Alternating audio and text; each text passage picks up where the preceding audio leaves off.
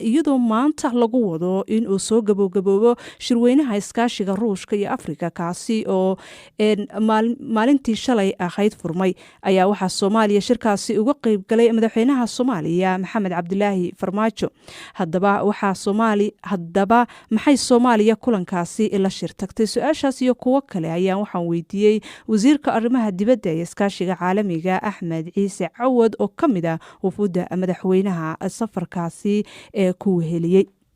waxaan horta marka hore qayb ka nahay midowda afrika oo laga martiqaaday shirkaas sida adiguba sheegtay u dhexeeya iskaashiga afrika iyo ruushka nibadda ugu weyn taas weeye. dabcan fursadahan oo kale waxaa looga faa'iidaystaa in ummadda soomaaliyeed loo raadiyo adigo mustaqbalkooda dan u ah ama ha noqoto mashaariic horumarineed ha noqoto waxbarasho ha noqoto wax dadka u dana. marka waxaa loo yimid in ruushka oo hadda danaynaya inay afrika xiriirkoodii soo nooleeyaan intii ka dambeysay burburkii Soviet Unionka ayaa shirkan markii ugu horeysay afrikiya isugu imaanayaan ruushku qaban qaabisay. marka soomaaliyana waxay danaynaysaa inay xiriirka caalamka ay la leedahay ay xoojiso si xiriirkaasi uu faa'iido ugu dhalo dadka Soomaaliyeed. wasiir Cawad maxaad isleedahay Soomaaliya iyo ruushku iminka way iska kaashan karaan? waxyaabo badan iska kaashan karaa. ruushka horta waa dal horumaray soomaaliyana xiriir hore ka dhaxayn jiray aad bay waxayna ka kaalmeyn jireen xagga waxbarashada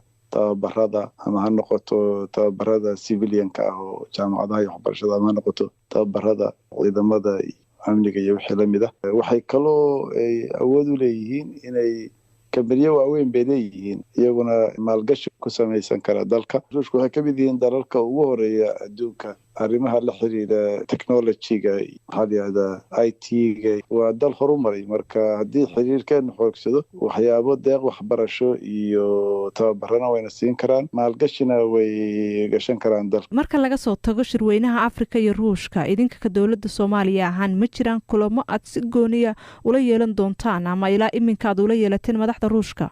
kulamo anigu waxaan ka qayb galay shir ay wasiirada arrimaha dibadda afrika uu ugu sameeyey wasiirka arrimaha dibadda oo dalka ruushka Lavrov. kabacdina waanu sheekaysanay iskaashiga iyo xiriirka anagoo uga mahadnaqday taageeradooda Security Council-ka. iyaguna Lavrovna uu tilmaamay inuu ku faraxsan yahay horumarka Soomaaliya sameynayso una danaynayo xiriirka Soomaaliya iyo ruushka in la sii xoojiyo. sidoo kale madaxweynuhu saakana wuxuu la quraacday madaxda dalalka Afrikaanka iyo dalka martigelinaya oo isku cilaysteen oo ay kulamo gaar ah u lahaayeen. waa tahay wasiir kulamadaasi qadada iyo cashada ku aadanaa marka laga yimaado ma jiraan waxaad si toosa iskula soo qaadeen madaxda dalka ruushka?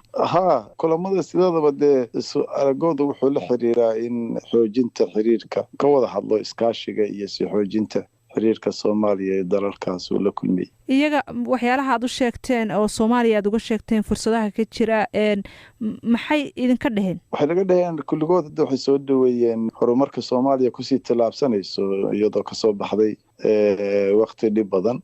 weli dadku waxayna weydiiyaan nabadgelyada iyo amniga dalku suu yahay. taasi marka waa culays ay tahay inaan ka gudubno si ummaduhu ay ugu soo jeensadaan dalkeena ama ha noqoto mid taageero dhaqaale ama ha noqoto maalgashi.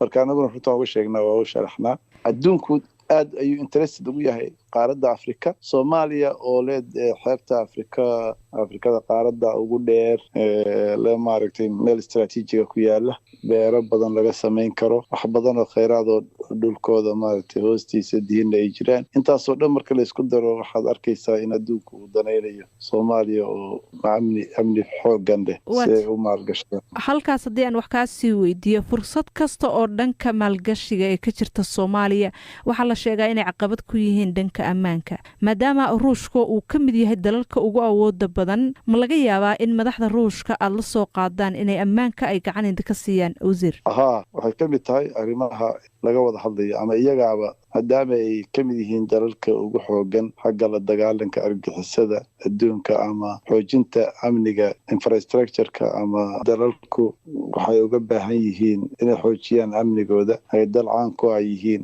isaan sheegay teknolojiyada iyo waxaasoo dhan waxay iyagaaba volunteer gareey iyagaaba bilaaba sheekada ah maxaanu idinkala qabanaa xagga amniga. kaasi wuxuu ahaa wasiirka arrimaha dibadda iyo iskaashiga caalamiga Axmed Ciise Cawad oo khadka telefoonka Ruushka iigu waramayay. qaar ka mid ah dhageystayaasha ayaa iyaguna araahdooda ka soo dhiibtay hadalkaasi wasiirka.